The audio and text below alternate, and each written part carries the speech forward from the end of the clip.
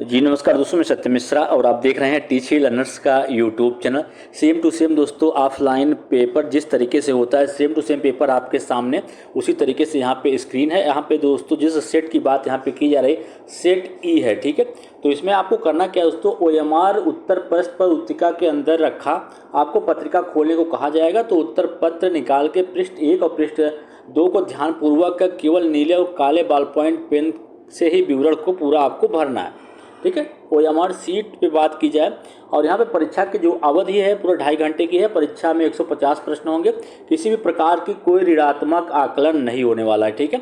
यहाँ पे केवल अंकित करें उत्तर पत्र निशान लगाने के लिए केवल नीले या काले बॉल पॉइंट पेन का ही प्रयोग आपको करना है। यहाँ पे पेंसिल या पेन जैसे किसी भी चीज़ का आपको इस्तेमाल यहाँ पे नहीं करना है, ठीक है दोस्तों। तो चलिए यहाँ पे अब ये आपकी जो पुस्तिका यहाँ पे प्रोवाइड कराई गई या मिली है वो आपका सेट ई है। तो दोस्तों आपको पता होना चाहिए कि इस परीक्षा में अगर आप पहले पेपर दे चुके हैं तो आपको पता होगा कि 5 भाग होता है। भाग 1 आपका बाल विकास और शिक्षा शास्त्र होता है जिसमें 1 से लेकर 30 तक प्रश्न होते हैं। वहीं भाग जो सेकंड होता है वो गणित व विज्ञान का होता है जिसमें आपके 31 से लेकर 90 प्रश्न होते हैं। वहीं भाग तीसरा जो होता है वो सामाजिक अध्ययन या सामाजिक विज्ञान के लिए होता है 31 से लेकर 90 तक। वहीं अगर हम भाग 4 की बात करें तो वह भाषा 1 का होता है और भाग 5 जो होता है वो भाषा सेकंड के लिए होता है, ठीक। अब यहाँ पे दोस्तों कहा गया किसी प्रकार का कोई निगेटिव मार्किंग नहीं होता है। अगर आप जो है मैथ लिए हैं तो फिर आप जो हैं भाग सेकंड को सॉल्व करेंगे और वहीं अगर आपके द्वारा दोस्तों यहाँ पे अगर आपने सोशल साइंस ले रखा है तो फिर आप भाग 3 को यहाँ पे सॉल्व करेंगे। तो चलिए हम यहाँ पे कुछ महत्वपूर्ण प्रश्नों के साथ यहाँ पे आए हैं। तो यहाँ पे नीचे की तरफ दोस्तों आप देख लीजिए कि इसमें आपको क्या फील करना है। बिल्कुल यहाँ पे इस चीज़ को मैं आपको दिखा दूँ तो यहाँ पे आपका नाम जो है उसको कैपिटल लेटर में यहाँ पे लिखना है जो आपका पेपर रहेगा उस पर, ठीक है। और अपना रोल नंबर जो है अंकों में लिखना है, वही चीज़ आपको यहाँ पे शब्दों में लिख देनी है।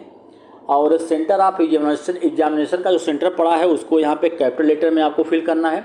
वहीं कैंडिडेट का जो सिग्नेचर है यहाँ पे लिया जाएगा और इन्वेस्टिगेशन सिग्नेचर जो आपके ड्यूटी लगी होगी जिसकी परीक्षा हाल में उनका सिग्नेचर यहाँ पे रहेगा, ठीक है। तो ये चीज़ है।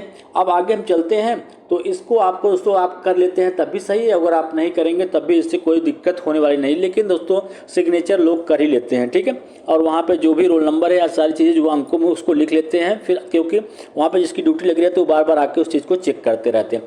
तो चलिए यहाँ पर हम प्रश्न की बात करेंगे। पहला प्रश्न यहाँ पर आपके सामने भाग 1 है और पेपर सेकंड की बात की जा रही है दोस्तों। पेपर सेकंड है आपका, बिल्कुल same to same pattern same to same चीज़ें आपको पेपर में आपको मिलने वाली हैं, बिल्कुल।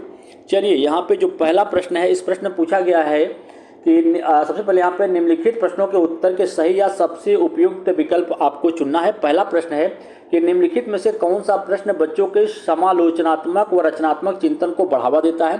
पहला है कि पानी के बचाव के लिए सबसे अच्छा तरीका कौन सा और क्यों है। आपके शहर में पानी कहाँ से आता है। तीसरा ऑप्शन दे रखा है कि आपके देश में कुल कितने राज्य और कितनी राजधानियाँ हैं।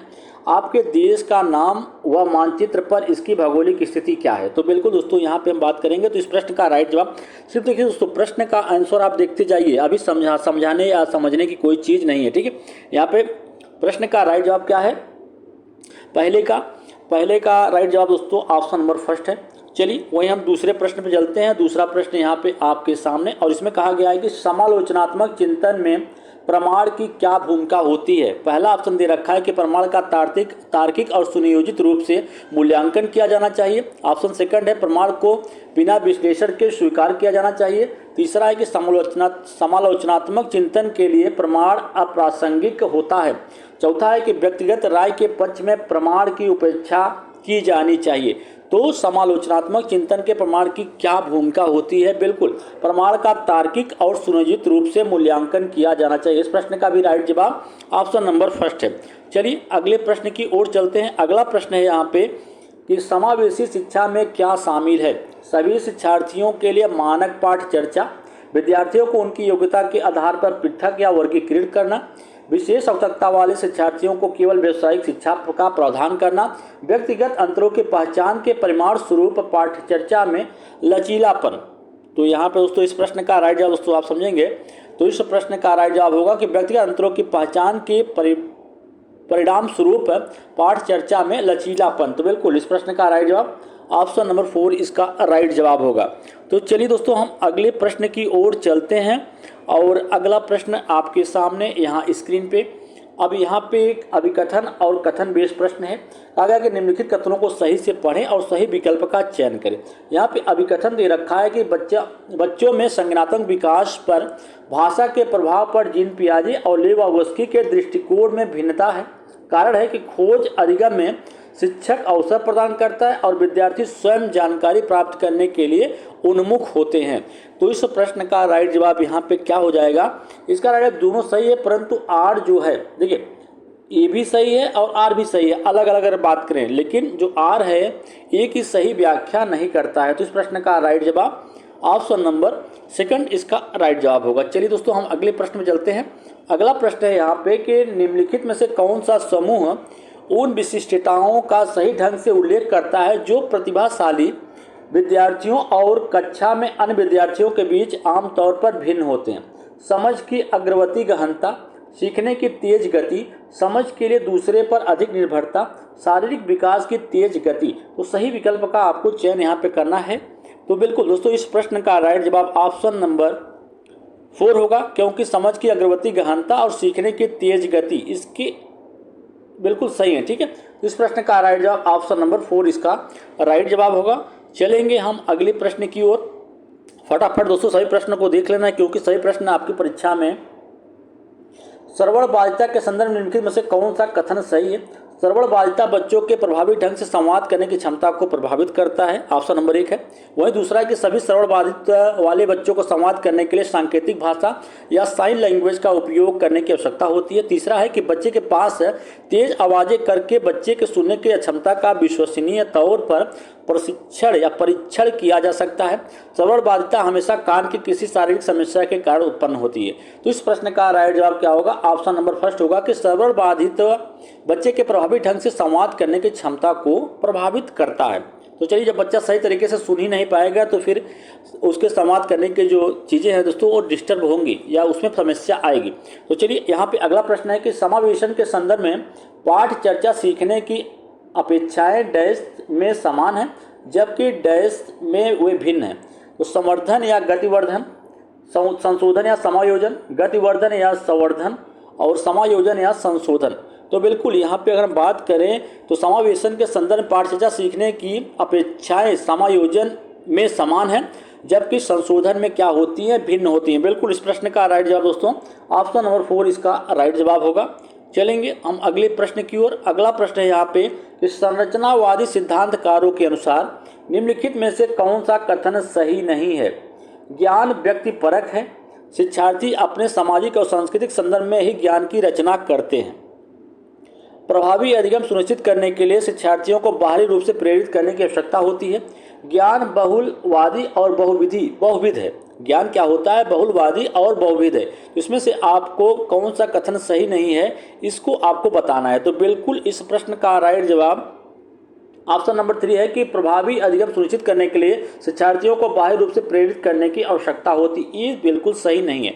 चलिए हम आगे चलते हैं अगले प्रश्न पे। अगला प्रश्न है कि निम्नलिखित में से कौन सा आंतरिक अल्पीड़ा का उदाहरण है? शिक्षक को प्रभावित करने के लिए परियोजना को पूरा करना, व्यक्तिगत आनंद के लिए एक वाद्य यंत्र बजाना, डांट से बचने के लिए पढ़ाई करना, पुरस्कार राशि के लिए एक प्रतियोगिता में भाग लेना। यहाँ पे आंतरिक अल्पीड़ा की बात की जा रही है कि कौन सा आंतरिक अल्पीड़ा? व्यक्तिगत आनंद के लिए एक वाद्य यंत्र बजाना। बिल्कुल ये बच्चा क्या है? ये क्या है? आंतरिक अल्पीड़ा की बात यहाँ पे की जा रही है। चलिए हम आगे चलते हैं अगले प्रश्न पे। और अगला प्रश्न यहाँ पे दोस्तों आपके सामने कि निम्नलिखित कथनों को पढ़िए, सही विकल्प का चयन कीजिए। बिल्कुल यहाँ पे अभिकथन दिया है कि शिक्षार्थियों को विद्यार्थियों में विशेष जाति समूहों के बारे में रूढ़वादिताओं को तोड़ने के लिए कड़ी मेहनत करनी चाहिए। कारण दे रखा है कि शिक्षा का एक प्रमुख उद्देश्य है कि विद्यार्थियों को समालोचनात्मक आत्मचिंतन के लिए प्रोत्साहित करना।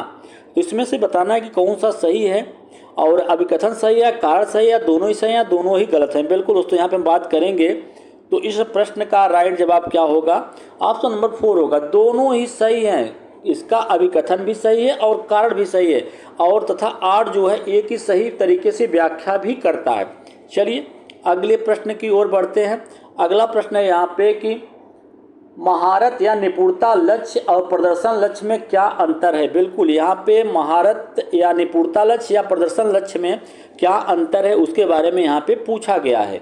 तो बिल्कुल पहला ऑप्शन दे रखा है कि महारत लक्ष्य विफलता से बचने पर केंद्रित होते हैं, जबकि प्रदर्शन लक्ष्य दूसरों से अनुमोदन और मान्यता प्राप्त करने पर केंद्रित होते हैं।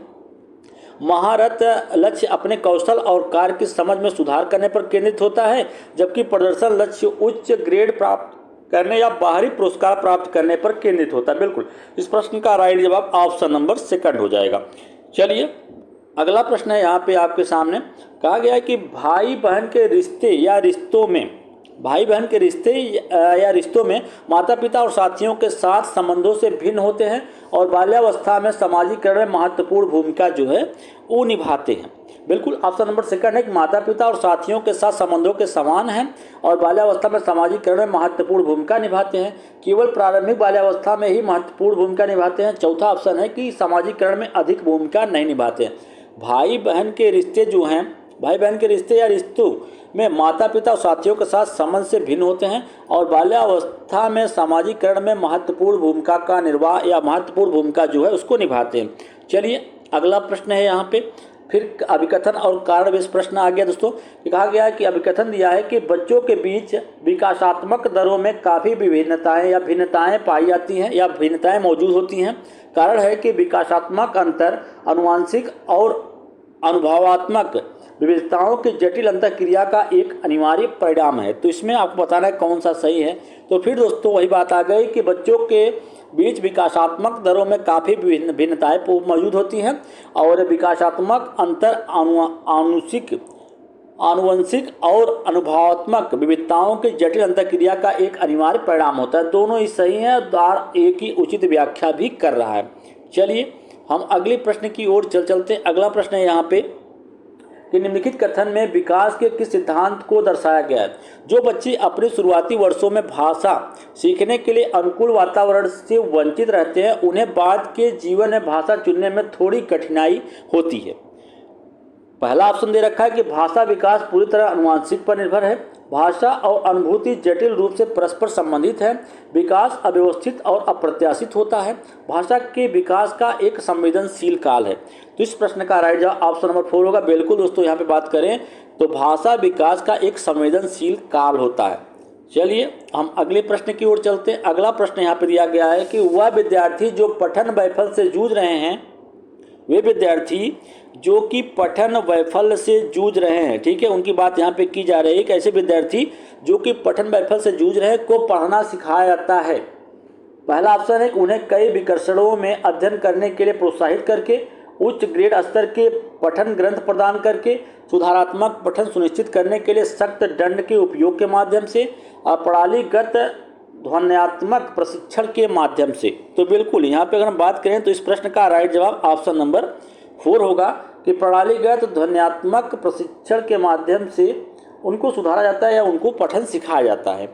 चलिए भैया हम अगले प्रश्न की ओर बढ़ते हैं और अगला प्रश्न यहाँ पे आपके सामने आ चुका है और इस प्रश्न में पूछा गया है कि बिल्कुल यहाँ पे देखेंगे कि बोध आधारित शिक्षण का अंतर्निहित सिद्धांत या विश्वास है कि शिक्षार्थियों की क्षमताओं और आवश्यकताएं विविध है, जिन्हें मानक निर्देश पर ध्यान केंद्रित किए बिना पूरा नहीं किया जा सकता है। ऑप्शन नंबर फर्स्ट है। सेकंड है कि शिक्षार्थी निष्क्रिय प्राप्त करता है और शिक्षक के पास सही ज्ञान है। तीसरा है कि ऐसा करने के लिए एक सुविधाजनक वातावरण प्रदान किए जाने पर शिक्षार्थी ज्ञान का निर्माण कर सकते हैं। चौथा है कि शिक्षार्थी कम जानते हैं और शिक्षण में विद्यार्थियों के लिए तथ्यों का प्रसारण शामिल है। तो बोध आधारित शिक्षण का अंतर्निहित सिद्धांत यह विश्वास करता है कि ऐसा करने के लिए एक सुविधाजनक वातावरण प्रदान किया जाने पर शिक्षार्थियों का ज्ञान का निर्माण कर सकते हैं। शिक्षार्थी जो है ज्ञान का निर्माण कर सकते हैं। चलिए अगले प्रश्न की ओर। अगला प्रश्न है यहाँ पे कि जटिल समस्याओं से जूझ रहे अमन के समस्या समाधान कौशल विकसित करने के लिए एक शिक्षक किस प्रकार मदद कर सकता है। पहला ऑप्शन है कि उसे मंथन करने और विचार उत्पन्न करने के लिए प्रोत्साहित करके, उसे कहकर कि वह समस्या को सुलझाना छोड़ दें। तीसरा है कि उसे प्रयोग करने और जोखिम लेने में हतोत्साहित करके, उसे उत्तर प्रदान करके। बिल्कुल दोस्तों, इस प्रश्न का राइट जवाब ऑप्शन नंबर फर्स्ट होगा कि उसे मंथन करें और विचार उत्पन्न करने के लिए प्रोत्साहित करके। चलिए भैया अगले प्रश्न पे, सभी प्रश्न आपके 7 जुलाई परीक्षा के लिए महत्वपूर्ण है कि माध्यमिक कक्षाओं में अधिगम के लिए एक अनुकूल कक्षा का वातावरण डैश पर केंद्रित होता है। सजा और शर्मिंदगी के डर, सहकारी अधिगम, प्रतिस्पर्धा, लोकाचार या अनुबंधन और पुनर्बलन। तो माध्यमिक कक्षाओं में अधिगम के लिए एक अनुकूलन कक्षा का जो वातावरण है वो किस पे केंद्रित होता है। बिल्कुल यहाँ पे बात करें तो इस प्रश्न का राइट जवाब सहकारी अधिगम पर। बिल्कुल इस प्रश्न का राइट जवाब ऑप्शन नंबर सेकंड होगा। चलिए हम अगले प्रश्न की ओर चलते हैं। यहाँ कहा गया कि लेव वागोस्की का मानना था कि विकास प्रकृति में असंततः है। आनुवांशिक प्रोग्रामिंग का खुलासा सीधे परिपक्वता के परिणाम से होता है, सीधे सामाजिक संपर्क के परिणाम से होता है। तो बिल्कुल इस प्रश्न का राइट जवाब ऑप्शन नंबर 4 होगा कि लेव वागोस्की का मानना था कि विकास जो है सीधे सामाजिक संपर्क के परिणाम से होता है। चलिए हम अगले प्रश्न की ओर चलते हैं। फटाफट दोस्तों सभी प्रश्न देख लेने आपको। पियाजे के अनुसार गुणात्मक रूप से 4 विभिन्न अवस्थाएं हैं, दुनिया के विभिन्न संस्कृतियों में व्यापक रूप से भिन्न हैं। उदाहरण देकर समझाते हैं कि बच्चे का मन लघु वयस्क मन होता है, बच्चे के जेनेटिक कोड पर निर्भर होता है, बच्चे के विकास के सार्वभौमिक पैटर्नों का प्रतिनिधित्व करते हैं। तो बिल्कुल इस प्रश्न का राइट जवाब दोस्तों ऑप्शन नंबर 4 होगा कि पियाजे के अनुसार गुणात्मक रूप से 4 विभिन्न अवस्थाएं हैं जो बच्चों के विकास के सार्वभौमिक पैटर्नों का प्रतिनिधित्व करती हैं। बिल्कुल इस प्रश्न का राइट जवाब ऑप्शन नंबर 4 है। चलिए भैया अगले प्रश्न पर चलते हैं। अगला प्रश्न है कि निम्नलिखित में से कौन सी पियाजे के संज्ञानात्मक विकास के सिद्धांत की सीमा है। कि पहला है कि वह संज्ञानात्मक विकास में भाषा की भूमिका पर अत्यधिक बल देता है। दूसरा है कि वह संज्ञानात्मक विकास में व्यक्तिगत विभिन्नताओं को ध्यान में नहीं रखता। तीसरा है कि वह संज्ञानात्मक विकास में जैविक कारकों की भूमिका को ध्यान में नहीं रखता। चौथा है कि वह संज्ञानात्मक विकास पर संस्कृति और सामाजिक कारकों के प्रभाव को ध्यान में नहीं रखता। तो यहाँ पे पियाजे के संज्ञानात्मक विकास की सीमा की बात की जा रही है। तो बिल्कुल इस प्रश्न का राइट जवाब ऑप्शन नंबर 4 होगा कि वह संज्ञानात्मक विकास पर संस्कृति और सामाजिक कारकों के प्रभाव को ध्यान में नहीं रखता। चलिए भैया अगले प्रश्न पे। अगला प्रश्न है कि निम्नलिखित में से कथन को पढ़िए और सही विकल्प का चयन कीजिए। यहाँ पे अभिकथन दे रखा है कि प्रत्येक वर्ष लता जो कि कक्षा 7 की शिक्षिका है कि उनके क्षेत्रों में करियर पर चर्चा करने के लिए एक महिला गणित प्रोफेसर और एक पुरुष नर्स को अपनी कक्षा में आमंत्रित करती हैं। दूसरा है कारण यहाँ पे दे रखा है कि लैंगिक अंतर जन्मजात और समाज के माध्यम से अधिग्रहित नहीं है।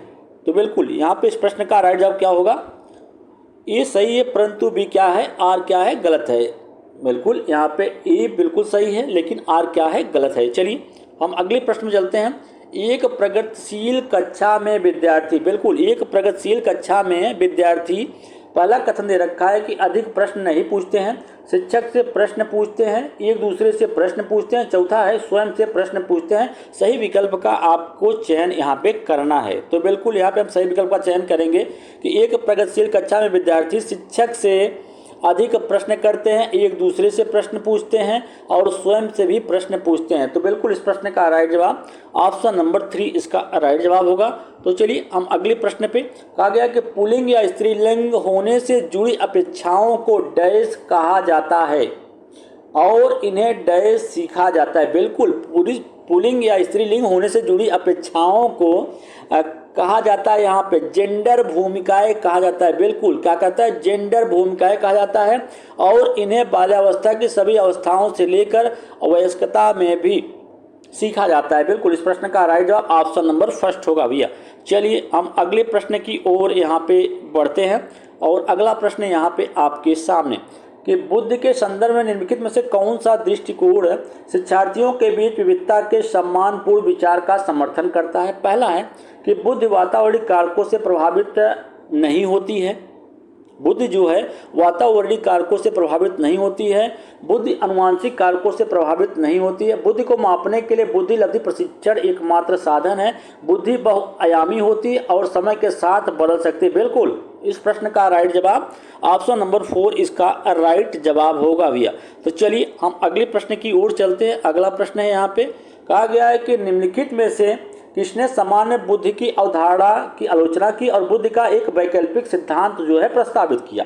जीन पियाजे ने, हार्वर्ड गार्डनर ने, लेव वागोस्की ने, चार्ल्स स्पीयरमैन ने। तो बिल्कुल यहाँ पे हम बात करते हैं कि निम्नलिखित में से किसने सामान्य बुद्धि की अवधारणा की आलोचना की और बुद्धि का एक वैकल्पिक जो है सिद्धांत प्रस्तावित किया था। हार्वर्ड गार्डनर ने। बिल्कुल। चलिए आगे चलते हैं। अगला प्रश्न है यहाँ पे कि लॉरेंस कोहलरवर्ग के सिद्धांत की आलोचना कैरल गिलिगन द्वारा, देखिए यहाँ पे कहा गया कि लॉरेंस कोहलरवर्ग के सिद्धांत की आलोचना जो है कैरल गिलिगन द्वारा की गई थी। क्यों? कि नैतिक तर्क में लैंगिक भिन्नताओं की अपेक्षा करने के लिए की गई, विशेषण के मात्रात्मक तरीकों को लागू नहीं करने के लिए की गई, नैतिक विकास का एक चरण सिद्धांत प्रस्तुत करने के लिए किया गया, वास्तविक जीवन की स्थितियों के माध्यम से तथ्यों को एकत्र करने के लिए किया गया।